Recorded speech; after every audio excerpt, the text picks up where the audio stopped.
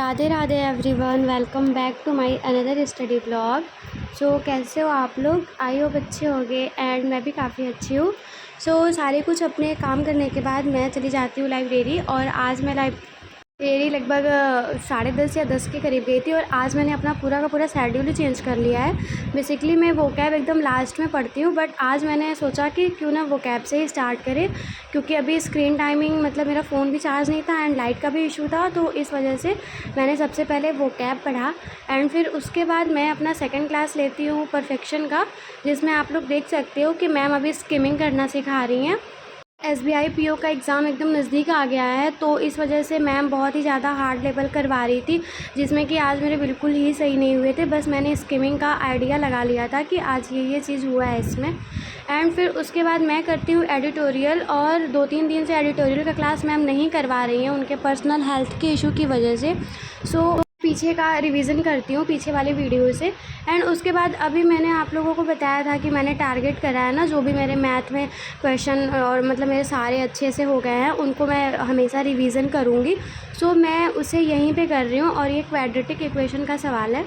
और एंड अब ऐसे बेसिक से लगाते लगाते अब जो मॉडरेट एंड हार्ड लेवल आ रहा है ना, उसमें मुझे बस यही दिक्कतें आ रही हैं कि उसको जो 2 नंबर फाइंड करने होते हैं मल्टीप्लाई एंड ऐड करने के बाद, वह उसी में मुझे काफ़ी ज़्यादा प्रॉब्लम आ रही है, और मुझे उसे बिल्कुल सुधारना है।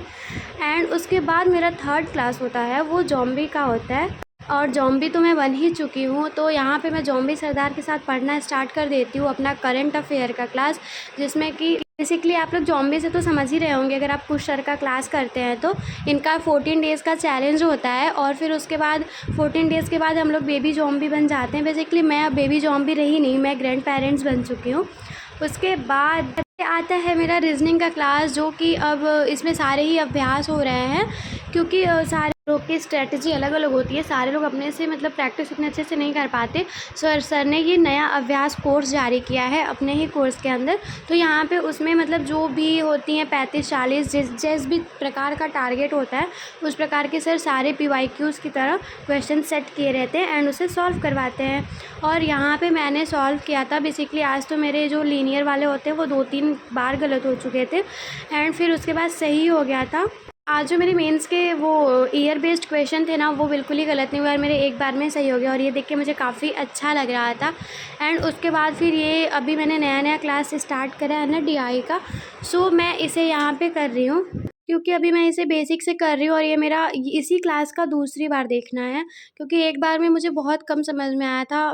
समझ में आ गया था, लेकिन जैसे दिमाग में नहीं गया था, तो सो मैंने ये पूरे 2 घंटे का क्लास फिर से देखा था। बस थोड़ी-सी स्पीड मैंने इसको आगे बढ़ा दिया था।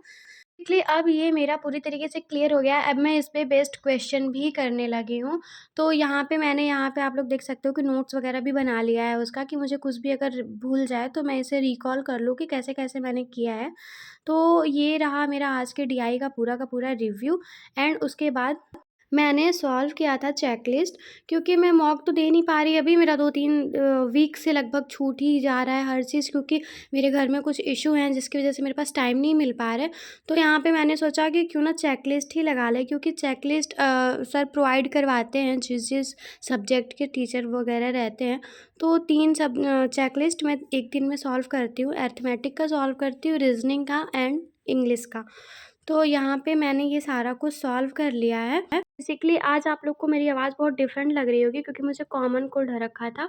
एंड उसके बाद मैं निकल जाती हूँ घर के लिए बारिश का एंजॉय करते-करते, और घर जाकर किया मैंने टेस्टी सा अपना dinner. And thanks for watching आज के ब्लॉग के लिए।